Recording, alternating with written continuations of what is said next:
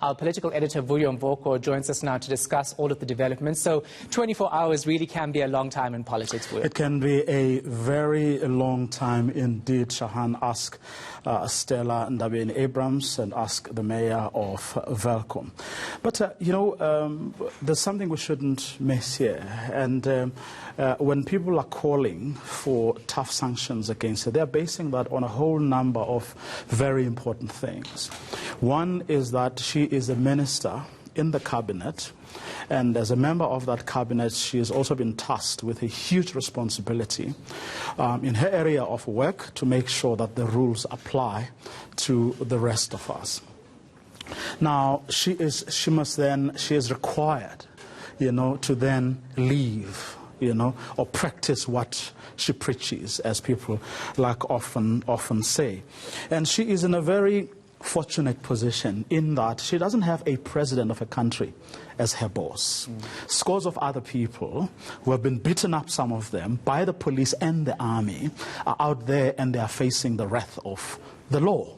She doesn't have a powerful ANC or a faction or factions within the ANC backing her, asking for more leniency. Now, those things are very, very important. So going forward, one hopes that people are going to be reasonable about this, and there's not going to be any favoritism. There is also a responsibility on the part of the president to actually do the right thing.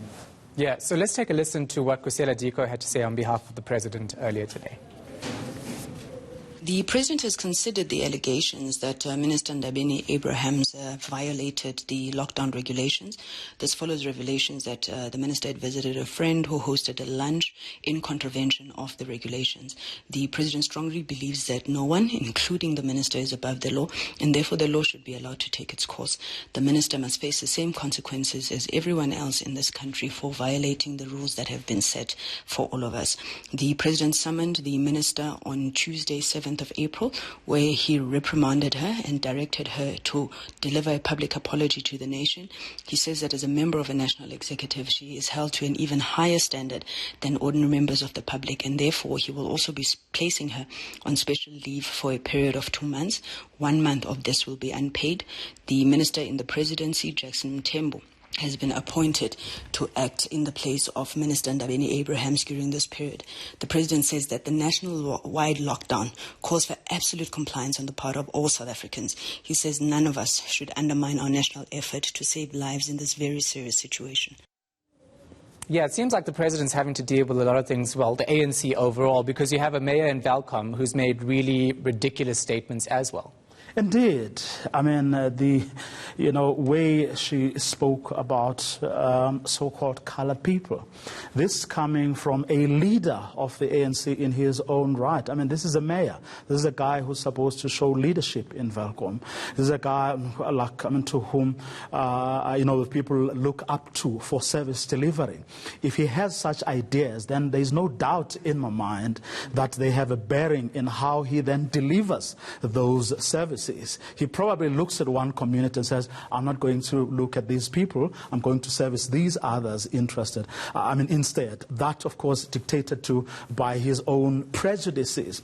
And what both these instances really remind us is that we should hold those in power, and those who are in power should take it upon themselves to actually do the right things. Isn't it ironic that millions of South Africans have been saying this for years as the ANC continued to drop the ball, as factionalism was the order of the day, and whether you survive, whether it was the president of the ANC or other people lower down, they could get away with murder, because they belong to that organization, and there were people who were prepared to take their cause, even say, remember, the ridiculous things that ministers and, senior public servants, got to do in defense of former President Jacob Zuma, the ridiculous things that they said. So it becomes important, and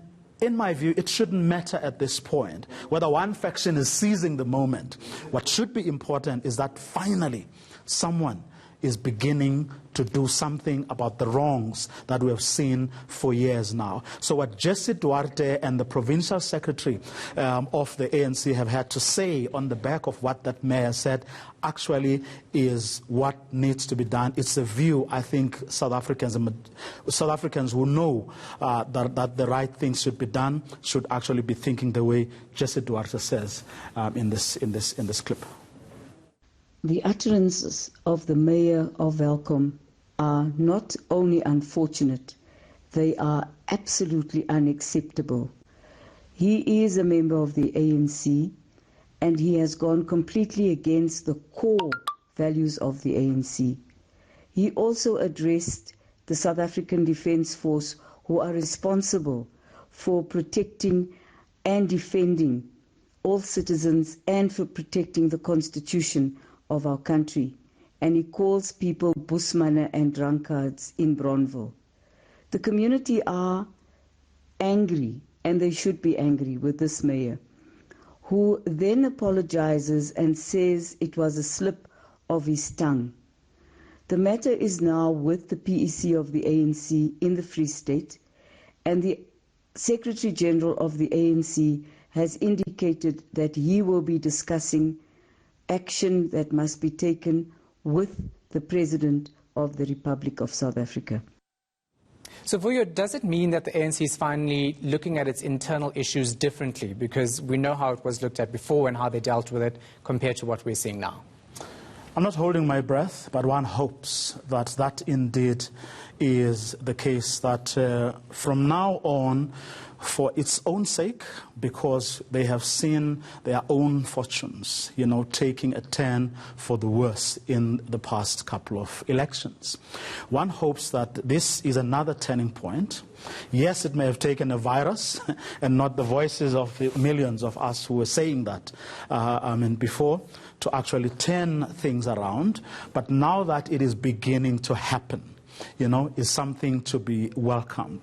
People like that mayor, the sort of things, remember even the minister, it's not the first time that she has been found on the wrong side, Yeah.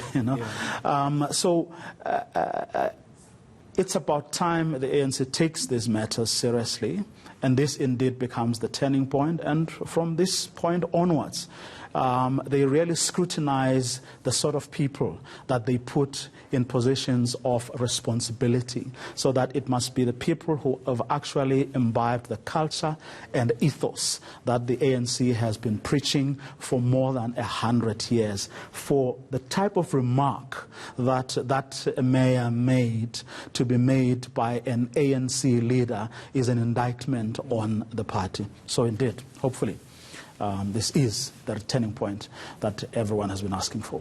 All right, thanks for the insight. Appreciate it. Our political editor, Vuyo Mvoko.